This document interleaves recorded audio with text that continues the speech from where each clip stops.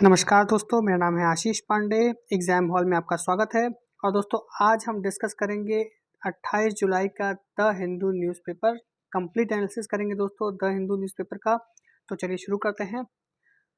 दोस्तों आप में से बहुत लोगों ने वीज़ा के बारे में सुना होगा, पासपोर्ट के बारे में सुना होगा। आप लोगों में से बहुत लोगों ने विदेश यात्रा भी की होगी। उनके पासपोर्ट पे वीज़ा भी लगा होगा, सब कुछ लगा होगा। लेकिन ये स्टेपल्ड वीज़ा, इसके बारे में आप लोग अभी हाल फिलहाल में न्यूज़ में सुन रहे होंगे और आपके मन में ये जिज्ञासा हो रही होगी कि भैया ये स्टेपल्ड वीज़ा क्या है। वीज़ा तो ठीक है, ठप्पा मार दिया हमारे पासपोर्ट में, हम विदेश निकल गए घूमने घामने, लेकिन ये स्टेपल्ड वीज़ा क्या है। तो दोस्तों चलिए आज हम बताएंगे स्टेपल्ड वीज़ा क्या है, वीज़ा क्या होता है, स्टेपल्ड वीज़ा क्या होता है और चाइना हमारे नागरिकों को स्टेपल्ड वीज़ा क्यों दे रही है। इन सारी चीज़ों के बारे में हम आपको बताएंगे। तो दोस्तों सबसे पहले बता दें आपको कि वीज़ा क्या होता है। दोस्तों वीज़ा एक होता है ऑफिशियल परमिशन, किसी कंट्री के द्वारा आपको दी जाती है कि आप उस कंट्री को विजिट कर सकते हैं, आप उस कंट्री में घूम फिर सकते हैं। जिस भी पर्पज़ से आप उस कंट्री में जा रहे हैं उस पर्पज़ को आप पूरा कर सकते हैं, वहाँ आने की आपको अनुमति है।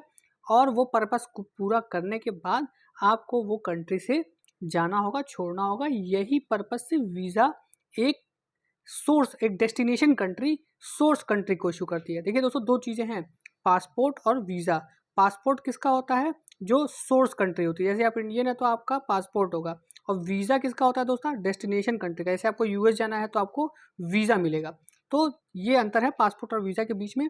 अब जो वीज़ा होता है दोस्तों वो यूजुअली स्टैम्प्ड होता है। देखिए दोस्तों ये देख रहे हैं आप, ये एक स्टैम्प है जो जो डेस्टिनेशन कंट्री सोर्स कंट्री के जो रेजिडेंट है उनके पासपोर्ट पे लगाती है, ताकि आप इसको इमिग्रेशन डिपार्टमेंट जो डेस्टिनेशन कंट्री की है उसको दिखाएं और आपको कंट्री में एंट्री मिल जाए और जिस भी वजह से आप वहाँ गए हैं आपको वो वजह पूरा करने को मिले।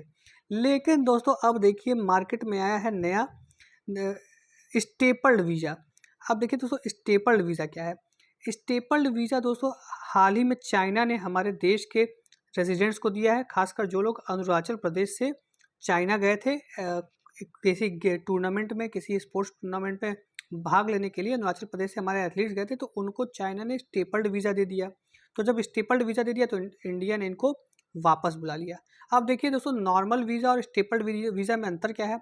देखिए दोस्तों नॉर्मल वीज़ा एक स्टैम्प होता है जो डेस्टिनेशन गवर्नमेंट आपके पासपोर्ट में लगा देती है, लेकिन स्टेपल्ड वीज़ा स्टैम्प नहीं होता है। स्टेपल्ड वीज़ा एक वीज़ा का कागज़ होता है जो उसी पेज पे स्टेपल कर दिया जाता है।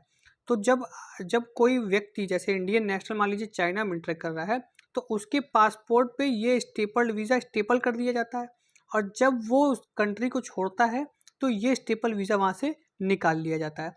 तो इससे क्या होता है दोस्तों, इससे क्या फ़ायदा होगा? इससे फ़ायदा ये होगा सॉरी इससे फ़ायदा ये होगा कि जब मोहर मारा जाएगा तब ये तो एक रिकॉर्ड हो गया पासपोर्ट में कि भैया हाँ आप इस देश में गए थे, इस देश में फला फला जगह आपने यात्रा भी की थी। क्योंकि को बहुत बार ये होता है कि आप किसी देश में अलग अलग लोकेशंस पे जब ट्रैवल करते हैं तो अलग अलग लोकेशन पे आपको अलग अलग इमिग्रेशन विभाग जो आपको मोहर सील्ड वीज़ा आपके पासपोर्ट पे लगाता है। लेकिन जब स्टेपल्ड वीज़ा रहता है तो कोई मोहर सील पासपोर्ट में नहीं लगती है, एक स्टेपल कागज़ लगता है जिसको लेके आप उस देश में घूम सकते हैं और लौटने के बाद ये कागज़ निकाल दिया जाता है। जब ये कागज़ निकाल दिया गया स्टेपल्ड वीज़ा का तो कोई भी एंट्री आपके पासपोर्ट में उस डेस्टिनेशन कंट्री की नहीं रहती है। मतलब आप चाइना गए तो कोई भी एंट्री आपके पासपोर्ट में चाइना के विजिट को लेकर नहीं रहेगी। तो इससे ये होगा कि आपने चाइना कभी विजिट किया ही नहीं। लेकिन दोस्तों इसमें ग्लिच है। इसमें ग्लिच ये है कि चाइना ये कहता है कि हम अरुणाचल प्रदेश के रेसिडेंट्स को स्टेपल्ड वीज़ा इसलिए दे रहे हैं क्योंकि ऐसा हो सकता है कि इंडियन गवर्नमेंट सील्ड वीज़ा को देखे और ये देखे कि कहाँ कहाँ वो व्यक्ति गया है, तो उसको परेशान करे, इंटरोगेट करे और पूछे उससे कि आप चाइना में कहाँ गए थे, क्या करने गए थे, आप क्या कर रहे हैं। वो अगर सील्ड वीज़ा होगी तो इंडियन गवर्नमेंट जो अरुणाचल प्रदेश के नागरिक हैं जिनको चाइना अपना नागरिक मानता है उनको परेशान कर सकती है। तो इसीलिए वो स्टेपल्ड वीज़ा दे दिए हैं। तो ये चाइना गवर्नमेंट करती है। लेकिन असली रीज़न ये होता है दोस्तों कि चाइना अगर चाइना हमारे पासपोर्ट पे अरुणाचल प्रदेश के जो रेजिडेंट्स हैं उनको सील्ड वीज़ा दे देगी। तो ये एक तरह से मान लिया जाएगा कि चाइना ये मान गई है कि अरुणाचल प्रदेश जो है वो इंडिया का पार्ट है, जो चाइना कभी मानना नहीं चाहता है, इसीलिए वो वहाँ के लोगों को स्टेपल्ड वीज़ा देता है। और इससे पहले 2008 में चाइना ने जो अलगाववादी नेता हैं जम्मू कश्मीर के, जैसे यासीन मलिक और जो हुर्रियत के नेता हैं, उनको भी स्टेपल्ड वीज़ा दिया था चाइना की यात्रा करने के लिए। तो एक तरह से चाइना ने ये बताने की कोशिश की है कि भैया जम्मू कश्मीर भी इंडिया का पार्ट नहीं है। जम्मू कश्मीर जो है वो या तो इंडिपेंडेंट है या पाकिस्तान में जाएगा, लेकिन इंडिया का पार्ट नहीं है। जरूरी नहीं है दोस्तों कि जिस जिस भूमि पे, जिस लैंड पे चाइना क्लेम कर रहा हो वहीं के नागरिकों को सिर्फ स्टेपल्ड वीज़ा दे। अगर ऐसा चाइना को लगता है कि जम्मू कश्मीर भी डिस्प्यूटेड है और इंडिया का पार्ट नहीं है, तो वहाँ के भी लोगों को वो स्टेपल्ड वीज़ा दे सकता है। दोस्तों ऐसा सिर्फ चाइना ही नहीं है जो दुनिया में जो स्टेपल्ड वीज़ा देता है। अलग अलग कंट्रीज़ ने अलग अलग टाइम पे बहुत सारी कंट्रीज़ को स्टेपल्ड वीज़ा दिया है। जैसे क्यूबा ने यूएस के लोगों को स्टेपल्ड वीज़ा दिया है। फिर आपका नॉर्थ कोरिया ने आपके वियतनाम के लोगों को स्टेपल्ड वीज़ा दिया है। वियतनाम के लोगों ने चाइना के लोगों को स्टेपल्ड वीज़ा दिया है। तो इस तरह की जो स्टेपल्ड वीज़ा वाला कॉन्सेप्ट है ये अभी से नहीं है, ये बहुत पहले से है। अब चूंकि चाइना ने भारतीय नागरिकों को स्टेपल्ड वीज़ा देना चालू किया है, तो ये लाइमलाइट में आया है दोस्तों। अब चूंकि वीज़ा की चर्चा हो रही है, तो यूपीएससी वीज़ा के बारे में पूछ सकता है। तो कितने प्रकार के वीज़ा हैं ये हम आपको बता दें एक बार, ताकि हो सकता है ये एग्जाम में आ जाए, क्योंकि यूपीएससी नटोरियस है इस टाइप के क्वेश्चन पूछने में, वो कुछ भी पूछ दे रही है। हो सकता है आप स्टेपल्ड वीज़ा तैयार करके जाएं और वो आपसे टूरिस्ट वीज़ा पूछ दे, ट्रांजिट वीज़ा पूछ दे। तो टाइप्स ऑफ वीज़ा एक बार देख लेते हैं। देखिए, टूरिस्ट वीज़ा होता है दोस्तों कि जो भी एक टूरिज्म के लिए किसी देश में जाता है तो उसको ये टूरिस्ट वीज़ा ग्रांट होता है। ट्रांजिट वीज़ा ये होता है दोस्तों, ये 4 या 5 घंटे के लिए होता है खाली, कि आप एक देश से दूसरे देश में जा रहे हैं। तो एक देश में मान लीजिए आपका मन हुआ कि थोड़ा सा घूम घाम लिया जाए यार, जैसे कि मान लीजिए मैं अगर कनाडा जाना है मुझे और मेरी फ़्लाइट एम्स्टर्डम रुक गई, तो एम्स्टर्डम में मैं सोचूंगा थोड़ा सा घूम लूँ, तो मुझे ट्रांजिट वीज़ा मिल जाएगा 4-5 घंटे के लिए कि हाँ भाई घूम लो, कोई दिक्कत नहीं। बिज़नेस वीज़ा, आप हाँ कहीं जा रहे हैं बिज़नेस के लिए तो आपको बिज़नेस वीज़ा मिलेगा। टेम्प्रेरी वर्क वीज़ा दोस्तों, ये H1, B1, L1 वीज़ा जो होते हैं, L2, L1 वीज़ा जो होते हैं, ये सारे टेम्प्रेरी वर्क वीज़ा हैं जो आप जब किसी देश में काम करने के लिए जाते हैं तो वहाँ आपको मिलता है। स्टूडेंट वीज़ा होता है दोस्तों, आप कहीं पढ़ाई करने के लिए आते हैं तो आपको स्टूडेंट वीज़ा ग्रांट होता है। तो ये दोस्तों टाइप्स ऑफ वीज़ा थे। बाकी जो मैंने आपको स्टेपल्ड वीज़ा के बारे में जो भी चीज़ें बताई हैं वो सारी यहाँ पे लिखी हुई हैं, आप PDF डाउनलोड करके इसको पढ़ सकते हैं दोस्तों। चलिए दोस्तों, अब कल की खबर जो थी एक, कि जो हमारे ED हैं संजय कुमार मिश्रा, उनके लिए सेंट्रल गवर्नमेंट ने 15 अक्टूबर तक का एक्सटेंशन मांगा था, और सुप्रीम कोर्ट ने बोला था कि नहीं भैया, इनको 27 अगस्त तक छोड़ देना है पद अपना, 27 जुलाई तक इनको अपना पद छोड़ देना है। और सेंट्रल गवर्नमेंट इनके लिए 27 जुलाई तक छोड़ देना है। सेंट्रल गवर्नमेंट इनको कहती नहीं, हम इनको 15 अक्टूबर तक रखेंगे। तो अब 15 अक्टूबर तक तो नहीं, लेकिन 15 सितंबर तक के लिए सुप्रीम कोर्ट मान गई है। और 15 सितंबर तक अब जो ये संजय कुमार मिश्रा जी हैं हमारे ED, वो अपने पद पे कंटिन्यू रह सकते हैं। क्यों रह सकते हैं, क्यों मान गई? क्योंकि FATF की मीटिंग होने जा रही है और उसमें वेरियस लिस्ट पे चर्चा चलती है। तो उस चर्चा में संजय मिश्रा जी ने बहुत तैयारी की है और इसीलिए गवर्नमेंट चाहती है कि वो इस मीटिंग में भाग लें और इंडिया का पक्ष रखें। इसीलिए सुप्रीम कोर्ट भी इनको 15 सितंबर तक एक्सटेंशन देने के लिए मान गई है। बाकी दोस्तों, ED क्या होता है और इनको एक्सटेंशन वाला क्या मुद्दा था, national capital territory region amendment bill क्या है, CVC अमेंडमेंट बिल 2021 क्या है, ये सारी चीज़ें हम लोग बात कर चुके हैं। कैसे कैसे इनके टेन्योर को बढ़ाया गया था और क्या क्या इसमें ऑब्जेक्शंस हुए थे, ये सारी चीज़ें हम अपने कल के वीडियो में बात कर चुके हैं। तो दोस्तों इस पर फिर से बात नहीं करेंगे, ये एक अपडेट थी जो मैंने आपको दे दिया। चलिए दोस्तों, अब आगे बढ़ते हैं। अब देखिए दोस्तों, सर्कुलर इकोनॉमी की बात हो रही है यहाँ। G20 की अभी हाल ही में दोस्तों, जो G20 की इन्वायरमेंट और क्लाइमेट सस्टेनेबिलिटी वर्किंग ग्रुप की मीटिंग हुई है, जिसमें इन्वायरमेंट और क्लाइमेट मिनिस्टर्स G20 देशों के अलग अलग इन्वायरमेंट और क्लाइमेट मिनिस्टर्स ने भाग लिया है। तो ये मीटिंग हुई चेन्नई में। तो इसी में सर्कुलर इकोनॉमी को लेके एक प्लेज किया गया कि भैया सारे कंट्री जो हैं अपने देश में सर्कुलर इकोनॉमी को बढ़ावा देंगे। तो चलिए देख लेते हैं सर्कुलर इकोनॉमी क्या है। दोस्तों, सर्कुलर इकोनॉमी में जो एक ऐसा मॉडल है प्रोडक्शन और कंजम्पशन का, जिसमें sharing, leasing, reusing, repairing, refurbishing, cycling का इस्तेमाल किया जाता है। किनका? जो एग्जिस्टिंग मटेरियल है। तो दोस्तों आसान भाषा में समझाऊं कि जो भी एग्जिस्टिंग मटेरियल्स आप यूज़ कर रहे हैं उनको उनको आप डिस्पोज ना करके जब उन्हीं का आप फिर से यूज़ करते हैं और उसको मैक्सिमम टू मैक्सिमम जितना वो यूज़ हो सकता है रिसाइकिल करके, रिपेयर करके और उसमें उसमें कुछ वैल्यू एडिशन करके जितना ज़्यादा यूज़ हो सकता है, जब आप उसको करते हैं तो इसको सर्कुलर इकोनॉमी कहते हैं। ये लीनियर इकोनॉमी से अलग होता है। लीनियर इकोनॉमी क्या होता है? आपने खरीदा, एक जैसे मान लीजिए मोबाइल है, मोबाइल आपने खरीदा, 2 साल यूज़ किया, फिर ख़राब हो गया, उसको फेंक दिया, तो ये लीनियर इकोनॉमी हो गई। लेकिन जब सर्कुलर इकोनॉमी होगी तो क्या होगी? मोबाइल आपने खरीदा, यूज़ किया, फिर मान लीजिए ख़राब हुई, इसको फिर मैं रिपेयर कराया, फिर रिपेयर करा के यूज़ किया, फिर मान लीजिए कुछ में प्रॉब्लम आई तो फिर आपने उसको रिपेयर करा के एडिशन किया। जब मैक्सिमम लाइफ उसकी जब ओवर हो गई तो आपने किसी रिसाइकिल वाले को उसको दे दिया, रिसाइकिल कंपनी को दे दिया, रिसाइकिल कंपनी ने उसके कंपोनेंट्स को हटा के फिर से एक असेंबल करके नया मोबाइल बनाया, उसको फिर चलाया और फिर से यही साइकिल चालू हो गई। तो ये एक सर्कुलर इकोनॉमी हो गया।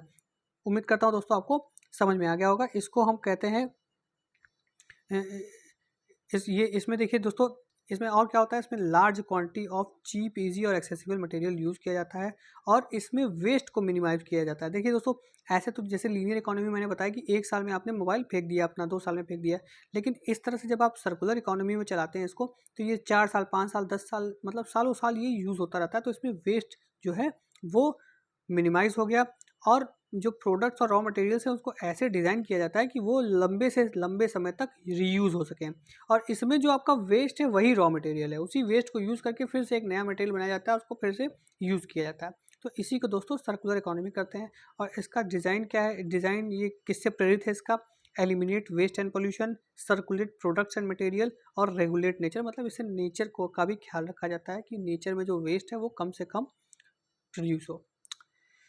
देखिए दोस्तों, ये एक डायग्राम है सर्कुलर इकोनॉमी का। जब मेंस में अगर ये क्वेश्चन पूछा जाता है तो आप ये डायग्राम बना सकते हैं। देखिए दोस्तों, इसमें पहले तो रॉ मटेरियल है, फिर रॉ मटेरियल से इसमें आपका डिज़ाइन ऐसा बनाया जाता है कि वो मैक्सिमम समय तक यूज़ हो चुके, फिर उसका प्रोडक्शन होता है और मैन्युफैक्चरिंग होता है, फिर इसको डिस्ट्रीब्यूट किया जाता है कस्टमर्स में, फिर उसका कंजम्पशन होता है, कस्टमर्स को यूज़ करते हैं और उसको रीयूज़ करते करते जब वो एकदम ख़राब हो जाता है तो उसका फिर ख़राब मटेरियल का जो वेस्ट मटेरियल उसका कलेक्शन होता है।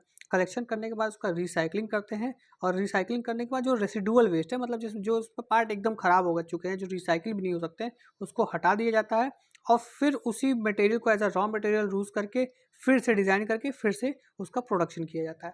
तो ये एक सर्कुलर इकोनॉमी का एक मॉडल है जिसका ये देखिए सोर्स है, यूरोपियन पार्लियामेंट ने इस मॉडल को बनाया है। चलिए दोस्तों, अब आगे बढ़ते हैं। देखिए दोस्तों, इसमें नेशनल रिसर्च फाउंडेशन बिल की बात की जा रही है। दोस्तों, अभी हाल ही में नेशनल रिसर्च फाउंडेशन बिल जो है वो पास हुआ है, नेशनल रिसर्च NRF बिल 2023। दोस्तों, इसमें इस बिल का एम क्या है? हमारे देश में जो रिसर्च इकोसिस्टम है उसको मजबूत करना और जो SERB एक्ट है 2008 की, ये बिल उसको रिपील करता है और इस बॉडी को अब ये अपने में सब्स्यूम कर लेता है। तो SREB एक सब्स्टिट्यूटरी बॉडी थी, स्टैट्यूटरी बॉडी थी जो department of science and technology के अंदर काम करती थी। और इसका काम क्या था? इंडिया में रिसर्च और इनोवेशन को बूस्ट करना। तो सेम काम रिसर्च और इनोवेशन वाला ये NRF भी करेगी, लेकिन अब ये SRB को हटा के NRF आ रहा है। अब देखिए कुछ इसमें इंपॉर्टेंट पॉइंट्स है दोस्तों, ये जान लेते हैं। ये जो हमारे जो ये जो राइटर हैं ये क्या कहना चाह रहे हैं। दोस्तों देखिए, जो NRF का आइडिया है नेशनल रिसर्च फाउंडेशन का, वो आया था कस्तूरी रंगन कमेटी के द्वारा। कस्तूरी रंगन कमेटी ने इसका आइडिया दिया था। कब दिया था? जब ये 2020 नेशनल एजुकेशन पॉलिसी जब ये इम्प्लीमेंट कर रहे थे, बना रहे थे, तो उसी में इन्होंने नेशनल रिसर्च फाउंडेशन का भी एक आइडिया दिया था और ये 2019 में इनकी कमेटी गठित की गई थी NEP पे। और इसमें इन्होंने कहा कि जो NRF होगी वो जो हमारी जो एग्जिस्टिंग बॉडीज़ हैं जो रिसर्च को फंड करती हैं उन्हें सब्स्यूम नहीं करेगी। जैसे हमारी एग्जिस्टिंग बॉडी जो रिसर्च को फंड करती हैं वो क्या है? Department of science and technology है, ICAR है, ICMR है, ICHR है, UGC है। ये सारी बॉडीज़ जो हैं दोस्तों, ये रिसर्च को फंड करती हैं। तो इसमें कस्तूरी रंगन जी ने कहा कि ये सारी बॉडीज़ को एनआरएफ में सब्स्यूम नहीं किया जाएगा और ये जिस तरह से फंडिंग कर रही हैं उसको फंडिंग करते रहना है। तो एनआरएफ का बेसिक पर्पस फिर क्या है? एनआरएफ का बेसिक पर्पस दोस्तों ये है कि ये अपार्ट फ्रॉम गवर्नमेंट फंडिंग ये प्राइवेट फंडिंग भी मोबिलाइज करेगा रिसर्च एंड डेवलपमेंट में, क्योंकि प्राइवेट फंडिंग अभी तक हमारे देश में कम रही है। रिसर्च और डेवलपमेंट में गवर्नमेंट फंडिंग ही मैक्सिमम होती है इन संस्थानों द्वारा। तो इसको अब बूस्ट करने के लिए जो जो ओल्ड मॉडल था, जो पहले SERB था, उसको रिप्लेस करके अब NRF लाया जा रहा है। और जो NRF है वो इन बॉडीज से कोऑर्डिनेट करेगी, कोऑर्डिनेशन में इनके काम करेगी। अब दोस्तों कुछ ऑब्जर्वेशन इस आर्टिकल में और दिए गए हैं। देखिए दोस्तों, हम इस NRF की ज़रूरत क्यों पड़ी? NRF की ज़रूरत इस पड़ी कि हमारे देश में रिसर्च स्पेंडिंग जो है वो बहुत कम है। 0.65% ऑफ GDP है खाली।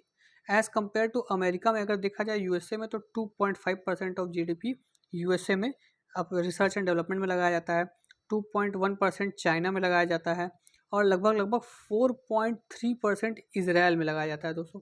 तो ये सारी कंट्रीज़ ऐसी हैं जहाँ रिसर्च और इनोवेशन को बहुत बल दिया जाता है और बहुत ही ज़्यादा पैसा रिसर्च और इनोवेशन में लगाया जाता है। लेकिन इंडिया के केस में ये काफ़ी कम है। लेकिन दोस्तों इन्होंने एक और ऑब्जर्वेशन रेज़ किया कि देखिए जो फंडिंग है NRF की वो 10,000 करोड़ रुपीज़ होगी पर ईयर। और ये कब कितने सालों तक होगी? 5 साल तक। तो 5 साल तक ये होगा तो इसका मतलब 50,000 करोड़ 5 साल में ये मोबिलाइज करेगी। लेकिन दोस्तों इस 50,000 करोड़ में सिर्फ 14,000 करोड़ सेंट्रल गवर्नमेंट का होगा और बाकी जो आपका 26,000 करोड़ रुपए है वो प्राइवेट एंटिटीज़ देंगी। 26,000 करोड़ जो है वो 36,000 करोड़ जो है वो प्राइवेट एंटिटीज़ देंगी। और प्राइवेट एंटिटीज़ का एक कंट्रीब्यूशन एक तरह से देखा जाए तो ज़्यादा होगा। तो ये जो गवर्नमेंट कंट्रीब्यूशन है 14,000 करोड़ का, ये कम है एज़ कम्पेयर टू जो कस्तूरी रंगन कमेटी ने कहा था। जो कस्तूरी रंगन कमेटी ने कहा था कि एटलीस्ट आपका 40 to 50,000 करोड़ गवर्नमेंट की तरफ से होना चाहिए और कम से कम 1 लाख करोड़ तक का मोबिलाइजेशन इसमें पूरा होना चाहिए। तो इसके अगेंस्ट ये जा रहा है। ऑथर ने बोला है कि ये सिर्फ जो मतलब क्यूमुलेटिव अगर देखा जाए तो गवर्नमेंट स्पेंडिंग सिर्फ और सिर्फ इसमें 2800 करोड़ रुपए का होगा। बाकी ये प्राइवेट के ऊपर छोड़ दिए हैं। तो ये एक इसमें ड्रॉबैक है। इसके साथ साथ जो राइटर है उन्होंने SERBs के अचीवमेंट को भी बताया। जो इससे पहले SERBs थी उसने साइंस और इंजीनियरिंग के फील्ड में काफ़ी रिसर्च को बूस्ट किया इस देश में। उसके अलावा रिसर्च को इसने सस्टेनेबल बनाया। सस्टेनेबल मतलब कि जो कुछ रिसर्च ऐसे थे जो लंबे समय तक जिनको लंबे समय तक चलना था, उसको भी इस बॉडी ने SERB ने होल्ड रखा और रिसर्च को लंबे समय तक चलाया। जो सस्टेनेबल रिसर्च थे वो उनको भी बहुत प्रमोट किया। और 2008 में जो SERB था उसको सिर्फ 200 करोड़ रुपए उसकी फंडिंग थी। लेकिन वो 2018 तक वो बढ़ के हो गई 2018 तक वो बढ़ के हो गई दोस्तों 2018 तक वो बढ़ के हो गई लगभग 1,000 करोड़। लेकिन उसके बाद फिर शार्प डिक्लाइन हुआ और वो 742 करोड़ रही सिर्फ 2020 में। तो दोस्तों ये एक तरह से इन्होंने बताने की कोशिश की कि SERB की जो पहले जो काम था, जो उसका फंडिंग थी, वो बहुत तेज़ी से बढ़ी, लेकिन अचानक से उसको फिर गवर्नमेंट ने कम कर दिया और अब उसको रिप्लेस कर दिया है NRF से।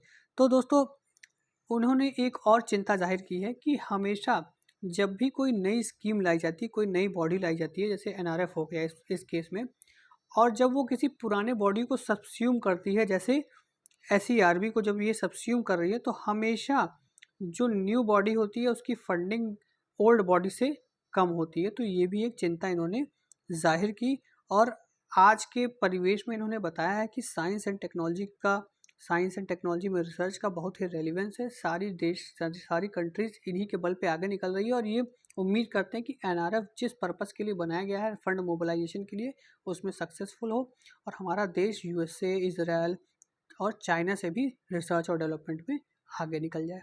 चलिए अब नेक्स्ट पे आते हैं दोस्तों। अब देखिए अगला ये जो एडिटोरियल है फॉरेस्ट अमेंडमेंट बिल के बारे में है। और ये बताता है कि क्या क्या फ्लॉज है हमारे फॉरेस्ट अमेंडमेंट बिल में, जो फॉरेस्ट कंजर्वेशन अमेंडमेंट बिल 2023 में आया है उसमें क्या क्या दिक्कतें हैं। तो दोस्तों फॉरेस्ट जो कंजर्वेशन बिल है हमारा, फॉरेस्ट कंजर्वेशन बिल 2023, ये किसको रिप्लेस करता है? फॉरेस्ट राइट एक्ट 1980, इसको ये रिप्लेस करता है। और इसमें कुछ की बातें, कुछ की पॉइंट्स कही गई हैं, कुछ मुद्दे की बात कही गई है। वो क्या क्या कहा गया है? नेट ज़ीरो अचीव करना है कब तक? 2070 तक, पहली बात। दूसरी बात कही गई है कि कार्बन सिंक बनाना है, हमारे देश में काफ़ी कार्बन सिंक्स क्रिएट करने हैं। फिर फॉरेस्ट कवर इंक्रीज करना है, फॉरेस्ट कवर को इंक्रीज करना है। और फिर लाइवलीहुड देना है किसको? जो फॉरेस्ट बेस्ड पीपल हैं, मतलब जो शेड्यूल्ड ट्राइब्स हैं, फॉरेस्ट बेस्ड जो पीपल हैं, उनकी लाइवलीहुड को इंक्रीज करना है। ये सारी बातें इसके प्रीएम्बल में लिखी गई है, इसके प्रीएम्बल में ये सारी बातें लिखी गई हैं। तो आपको ये याद रखना होगा कि प्रीएम्बल में क्या क्या बातें कही गई हैं। नेट ज़ीरो कार्बन एमिशन 2070 तक, कार्बन सिंक क्रिएट करना, फॉरेस्ट कवर बढ़ाना, और जो फॉरेस्ट बेस्ड जो ट्राइब्स हैं उनकी लाइवलीहुड को बढ़ावा देना। लेकिन दोस्तों अब इसमें कुछ प्रॉब्लम एरियाज़ की भी बात कही जा रही है। अब वो प्रॉब्लम एरिया क्या है दोस्तों? देखिए, सबसे पहले इन्होंने ये कहा है कि जो फॉरेस्ट राइट एक्ट 1980 था, उसने जो है फॉरेस्ट क्लियरेंसेस को बहुत ही टाइम कंज्यूमिंग बना लिया था। तो इससे क्या है, पेड़ों की कटने की जो रफ्तार थी वो थोड़ी कम हो गई थी। लेकिन अब जो करंट जो बिल आया है 2023 ने, उसने फॉरेस्ट की जो डेफिनीशन है उसी को कम कर दिया है, नैरो कर दिया है। अब जो डेफिनीशन है फॉरेस्ट की, वो सिर्फ नोटिफाइड फॉरेस्ट एरिया से ही मानी जाएगी। जो ट्रीज ऐसे ही लगे हुए हैं, जो ट्रीज मतलब जिन ट्रीज को हम ट्री कवर में देखते हैं कि जो ट्रीज लगे हुए हैं जो नोटिफाइड नहीं हैं, उनको फॉरेस्ट कवर मानने से ये इनकार करेगा। और इनको फॉरेस्ट राइट, ये जो फॉरेस्ट कंजर्वेशन एक्ट 2023 है, इसके अंतर्गत इनको कोई भी प्रोटेक्शन का स्टेटस नहीं दिया जाएगा। ठीक है दोस्तों। अब दोस्तों कुछ एडिशनल एक्टिविटीज़ को भी परमिशन दे दी गई है कि जो एक्टिविटीज़ रेगुलेटेड थी पहले, जो एक्टिविटीज़ रेगुलेटेड थी, उनको अब कुछ एक्टिविटीज़ ऐसी हैं जिनको परमिट कर दी गई है। जैसे कोर एरिया के आसपास टूरिज्म एक्टिविटी से रिलेटेड कंस्ट्रक्शन परमिटेड नहीं था, लेकिन अब इसको परमिट कर दिया गया है। ठीक है दोस्तों।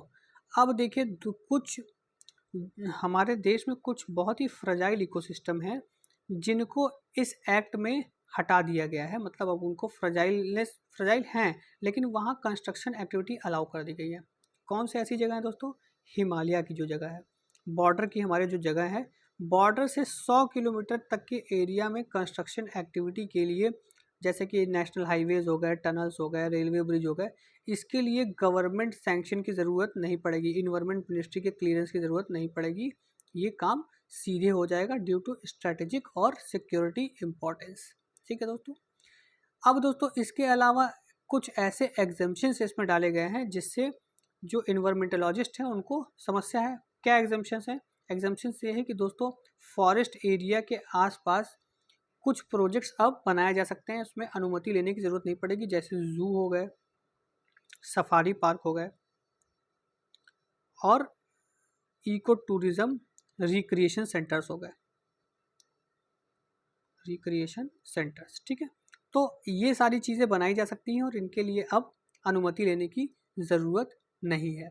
और दोस्तों इसके अलावा सबसे महत्वपूर्ण बात ये कह रहे हैं कि इसमें जो फॉरेस्ट ड्वेलर्स हैं उनकी बात नहीं कही गई है। जो एक एक्ट है, scheduled tribe and other traditional forest dwellers act 2006, जिसको हम शेड्यूल्ड ट्राइब एक्ट भी कहते हैं, इसकी बात इसमें नहीं कही गई है कि इनके हिस्सों को, इनके इनके इनकी चिंताओं को जो माइनर फॉरेस्ट प्रोड्यूसर्स हैं, जो मेजर फॉरेस्ट प्रोड्यूसर्स हैं, उनको ये एक्ट कैसे अकोमोडेट करेगा, इसकी बात इसमें नहीं कही गई है। ये भी एक प्रॉब्लम है इसमें। तो दोस्तों ये सारी प्रॉब्लम्स ऑथर ने ये एडिटोरियल के माध्यम से गिनाया है और कहा है कि इस पे काम करना होगा हमारे देश को, क्योंकि जो फॉरेस्ट कवर, जो प्रोटेक्टेड फॉरेस्ट एरिया नहीं है, जो नोटिफाइड फॉरेस्ट एरिया नहीं है, ऐसे एरियाज़ जो ट्री कवर रखते हैं बट नोटिफाइड नहीं है, वो 28% ऑफ ऑल फॉरेस्ट कवर हैं हमारे देश के। तो उनका ध्यान रखना प्लस ये एक्टिविटीज़ को रेगुलेट करने के लिए कुछ करना बहुत ज़रूरी है, नहीं तो ये बहुत ही इसके इन्वायरमेंट कॉस्ट जो है वो बहुत ही ज़्यादा होंगे। तो दोस्तों ये था इस एडिटोरियल के बारे में। अब चलिए हम आगे बढ़ते हैं। दोस्तों आपको बता दें कि आज है वर्ल्ड हेपेटाइटिस डे 28 जुलाई को, ये याद रखिएगा। इस खासकर जो स्टेट पीसीएस वाले हैं वो ये याद रखें कि आज वर्ल्ड हेपेटाइटिस डे है। दोस्तों अब देखिए सिनेमाटोग्राफी की जो बिल है वो पास कर दिया है राज्यसभा ने, और उसका मेन काम क्या है, कर्बिंग पायरेसी। तो देख लेते हैं कुछ सिनेमाटोग्राफी एक्ट के बारे में जो सैलेंट फीचर्स है। दोस्तों ये सिनेमेटोग्राफी एक्ट 1952 को ये रिप्लेस करता है, और इसमें हार्शर पनिशमेंट है अब इसमें पायरेसी के लिए, और न्यू एज कैटेगरीज इसमें लाई गई है फिल्म्स को क्लासिफाई करने के लिए। अब देखिए फिल्म क्लासिफिकेशन कैसे कर रहा है ये on the basis of age group ये फिल्म क्लासिफिकेशन करता है इंस्टेड ऑफ करंट प्रैक्टिस, जिसमें हम यूए इस तरह से और ए इस तरह से जो हम फिल्मों को कैटेगराइज करते थे, अब उसको ना करके ये एज ग्रुप के बेस पे कैटेगराइज करेगा। और इसका न्यू क्लासिफिकेशन क्या है, UA+7, UA13+, UA16+, और मतलब जो 12 ईयर की जगह है वो UA16+ हो जाएगा, और UA13+ हो जाएगा, और UA7+ हो जाएगा। और ये यूनिफॉर्मिटी और कैटेगराइजेशन, पिक्चर की कैटेगराइजेशन में ये यूनिफॉर्मिटी भी ले आएगा, और सारे कंटेंट्स जो हैं, पिक्चर जो हैं, सब एक ही कैटेगरी में यूनिफॉर्मली अब कैटेगराइज किए जाएंगे दोस्तों। और पायरेसी के अगेंस्ट इसमें पनिशमेंट, स्ट्रिक्टर पनिशमेंट है, 10 लाख रुपए तक की पेनल्टी है, और 3 साल का इम्प्रिजनमेंट भी हो सकता है पायरेसी के लिए। और बिल रिलीज होने के बाद जो है पायरेसी जो है ये लीगली एक ऑफेंस ट्रीट किया जाएगा, और अगर मतलब पायरेटेड कंटेंट को आप ट्रांसमिट करते हैं तो इसको भी एक ऑफेंस माना जाएगा लीगली। तो दोस्तों ये था आज का हमारा द हिंदू का संपूर्ण एनालिसिस। ये सारी इंपॉर्टेंट खबरें थी आज की। इसका PDF आपको हमारे टेलीग्राम लिंक में मिल जाएगा। तो दोस्तों कैसा लगा आपको, हमारे चैनल को लाइक करें, शेयर करें, सब्सक्राइब करें। जय भारत, जय हिंद,